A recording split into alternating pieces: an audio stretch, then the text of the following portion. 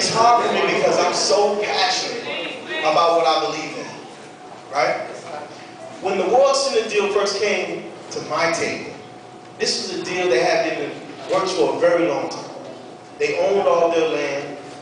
They were ready to start building in our community. And what they wanted to pay us was minimum wage. So if you wanted to hold a sign, you were going to get minimum wage. The whole concept of stratifying the earning incomes came because that's what we had to come to an agreement to do. So what does that mean? We know something called living wage. Living wage is actually set at a certain dollar. It's usually about $10.58 for, I believe it's without insurance, $11 and something with insurance, something like that scheme. So I said, well, in this deal, I didn't even start with living wages. I started with every single person working, getting responsible wages. That was my demand. My demand was everyone receiving a responsible wage, which would give us the opportunity to not just train electricians, but plumbers and the other trades. Because what it would do is it gives us the ability to take people who need jobs, train them, give them a job on this, but then give them a career moving forward. To me, it sounds like a win-win. You know what they said to me? No. You know what they said to me? No. They showed me how much more expensive it would be to do that. I said, so what?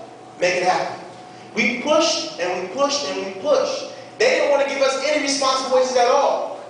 Until the very last day, we had the developer and his partner, the one that's doing the mall part, about to walk away. But I kept pushing because I believe in what I'm doing. Because you know what I said at the end of the day? If they walk away because they don't want to pay, they don't want to pay a responsible wage, then so what? Because I knew the community would support me in that. Because we're demanding better wages for the people. Period. So, in the end, the final deal was there on the table as it pertains to wages. Someone says, I say, well, at least give me two. Give me the electricians at responsible wage, and give me, I can't remember if it was the plumbers or the plumbers at a responsible wage. And I'll be able to possibly increase the tip to help you do that. And the reason I'm willing to make those type of compromises is because Worldcenter never saw this coming. They never saw it coming. When they got their finances together, no one had ever said to them, you're going to need to pay our people not $8 an hour, but $12. So if you're holding a flat, if you have a high school education, or not even that, you have a middle school education, you're from this community, you're holding a flat, you're getting paid $12 an hour. $4 more than you would normally get. Not because they're willing to give it to you, but because I demanded it. That's not even living wage. That's what we call, I've coined this new term called enhanced living wages. There's not one, and not just this project. From this project, living wages, and the Skyrise project, every single project I've ever had a hand in negotiating has always been where the poorest people in our community get more dollars in their pocket. Because that's how the money hits the street. So I'm saying that to you to say, you got enhanced living wages. That doesn't even exist yet. No one's even heard of it. And you got responsible wages. Not because I wanted someone to have enhanced living wages, but because we couldn't get it for everyone. Because what we have to do is we have to understand this. The land that we're talking about over there is blight. Not slump, but blight. Blight means that there's no development whatsoever on that land. That we need something to go there to enhance the property values so that we can get more tax money so we can do more things in our community. So my goal, in just that little section of it, when it comes to the salaries, is to put more money in your pocket. And name another project in the city of Miami that you got responsible wages on. I'll wait. I'll wait.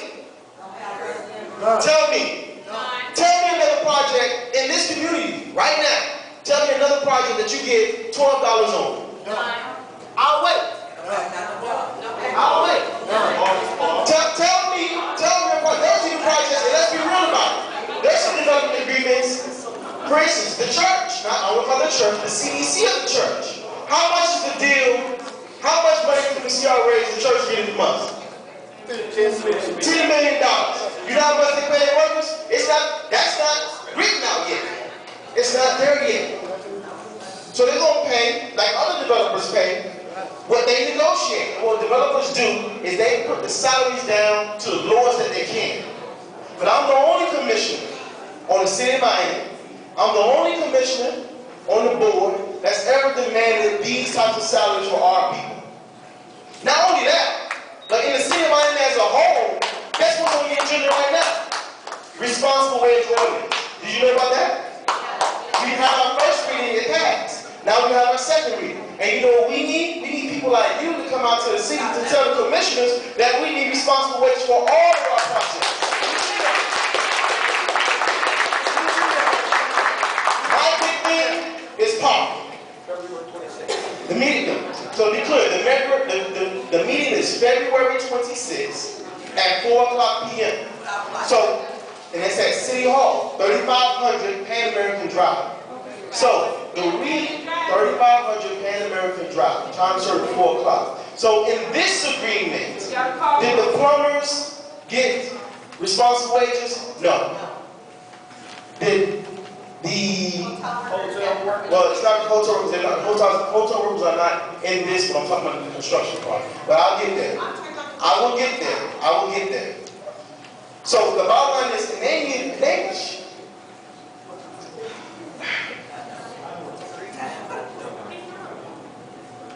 I'm getting there. It's just, you know, I'm getting there. I'm getting there. So I understand. I'm like this because I'm so, you don't understand how passionate I was fighting to get what we have. And the fight that we have to get responsible wages throughout the city. Because the reason that you even have language that even talks about the zip codes that are high poverty is because guess who? This guy. The city never even had a discussion about poverty. $1.25 million for a poverty initiative for the city of Miami for poverty zones. You think that came before me? No. No. It did not happen.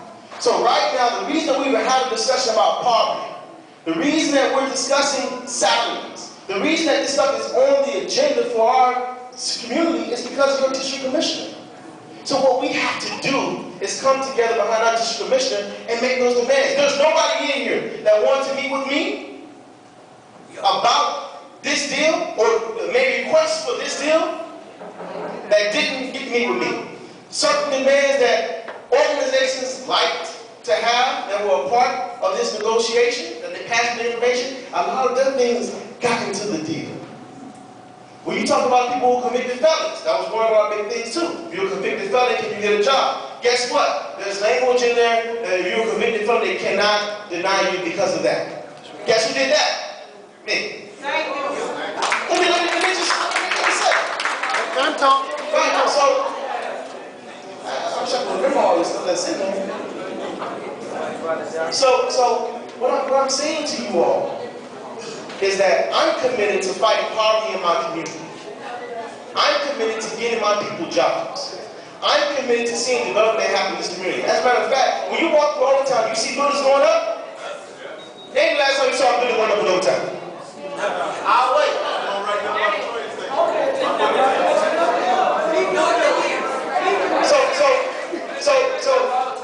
So what about Town Park?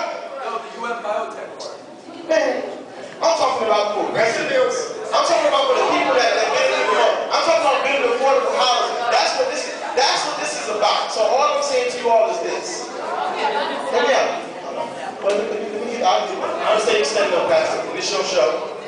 This your show. What I'm saying to you all is this.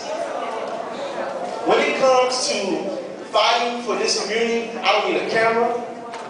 I don't need a reporter.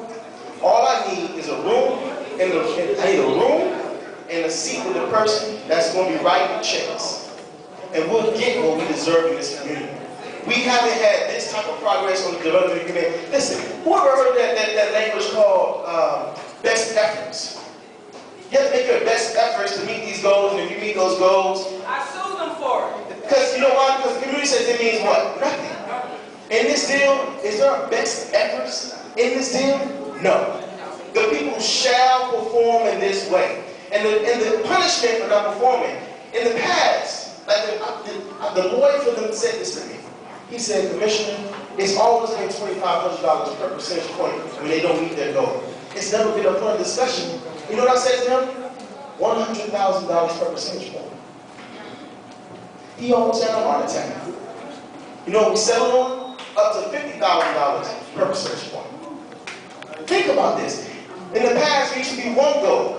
We would have a goal for, say, 25%. That would be the goal. Not only did we create one goal, but we had subcategories of goals. So now we're going to hit them in a lot of different places if they don't do what they're supposed to do by us. Is this agreement perfect? Mr. Chavez said, no. But it's a step in the right direction for this community. And when you talk about now they're on notice. Before they weren't on notice. But now any developer that comes before me now, especially if we have this new development, we can say, listen, what do you mean you want to pay me responsible wages? That's what we do in Overtown. We do responsible wages. We got Worldcenter responsible wages. They told me when I first came into this commission that they couldn't change the language about reasonable efforts. They said the banks won't finance us with that language. I'm telling you, no lie. They won't finance us. You look at that language now, it's gone. So that's the type of progress we're making in these agreements. So this one thing, it's not perfect, but I will tell you this, and I do not excuse my French, it's damn sure a lot better than everything we ever had before in this community. A whole lot better. So all I'm saying to you, no. If you want to ask me questions, I ask questions.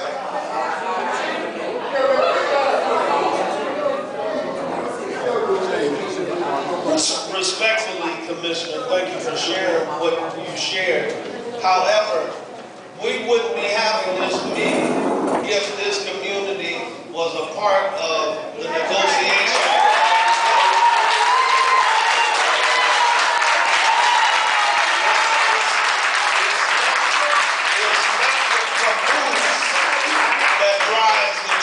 It's the engine. That's the last time I checked.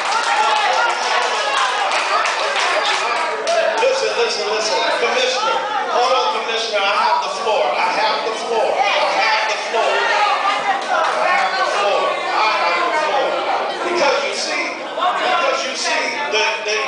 Because the issue becomes the accessibility that we as constituents have to our commission, because we would have told you not to accept that deal if you had asked us.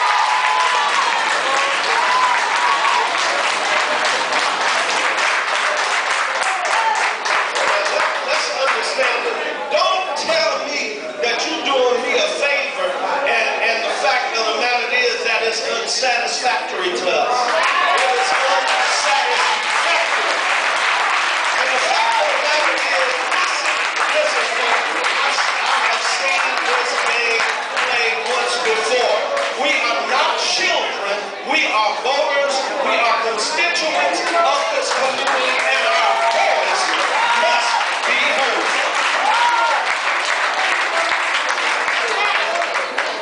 You know, we can work semantics of working wage, additional wage, $1 here and $1 there.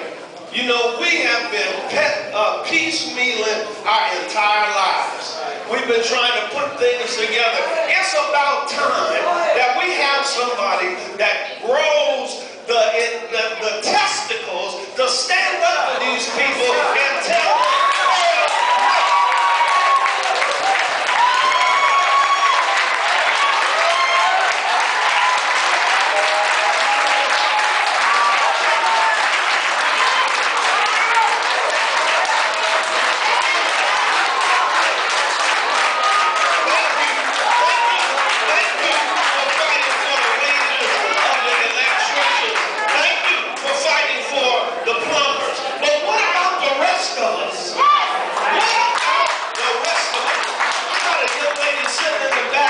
Church who is here tonight in this fellowship hall who said to me, Bishop Adams, I'm I'm a single mother. All I want to do is be able to have a job so I can take care of my family. You can't take care of your family on $8 an hour. My challenge is this. My challenge is this. My challenge is this. My challenge is this. My challenge is that for the people that sit on the dais, why don't you take the $8 an hour?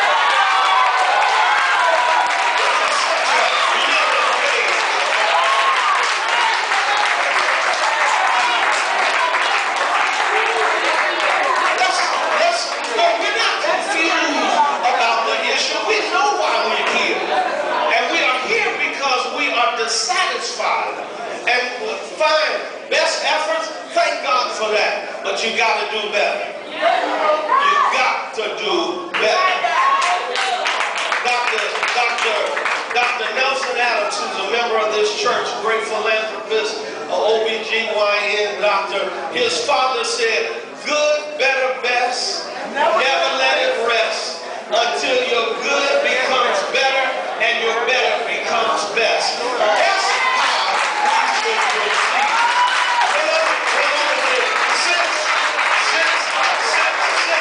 Since now, on this end, everybody in that area wants to play like it was transparent.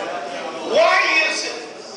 Why is it? I want to say, for the first question, why is it that when I call for a meeting with my commissioner, I'm given the brush off? Why is it that I can't get a phone call answered until I have to write a nasty note about the unprofessionalism that goes on in City Hall? I am a constituent.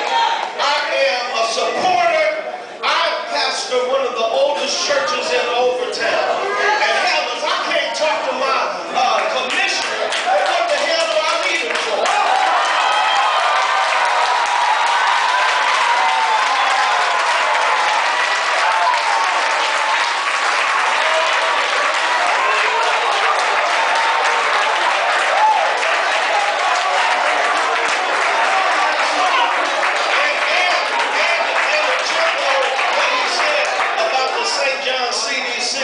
You better best believe that if I'm giving you hell about these people at the Worldcenter, I'm going to snap these folks up together and get this right so that the people of Overtown can have some decent places to live. One of the first things that I did when I came, since you want to talk about what we've done, let me talk about what I've done. When I came, I discovered that my church was a slumlord.